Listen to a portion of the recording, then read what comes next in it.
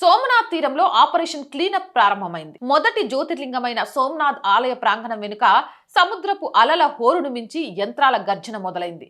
అర్ధరాత్రి గర్జించిన బుల్డోజర్లు ఎవరికీ చిక్కకుండా అత్యంత రహస్యంగా ప్లాన్ చేసిన ఆపరేషన్ అది. 36 జేసీబీ యంత్రాలు ఒకేసారి రంగంలోకి దిగాయి. 10 భారీ హిటాచీ హైడ్రాలిక్ హామర్లు కాంక్రీట్ గోడలను పిండి చేసేందుకు సిద్ధమయ్యాయి. 400కు పైగా ట్రాక్టర్లు, ట్రాలీలు నిరంతరంగా శిథిలాలను తరలించేందుకు బారులు తీరాయి. ఆలయానికి అత్యంత సమీపంలో సముద్ర తీరాన్ని ఆనుకుని వెలిసిన అక్రమ మసీదులు, మదర్సాలు మరియు అనధికారిక నివాసాలపై ఉక్కుపాదం మోపారు. అది కేవలం కూల్చివేత కాదు, ఒక చారిత్రక ప్రక్షాళన. శక్తివంతమైన హైడ్రాలిక్ హామర్లు ఒక్కో దెబ్బ కొడుతుంటే అక్రమంగా నిర్మించిన గోడలు పేక మేడల్లా కూలిపోయాయి. వేల సంఖ్యలో ఉన్న భద్రతా దళాలు ఆ ప్రాంతాన్ని చుట్టుముట్టాయి.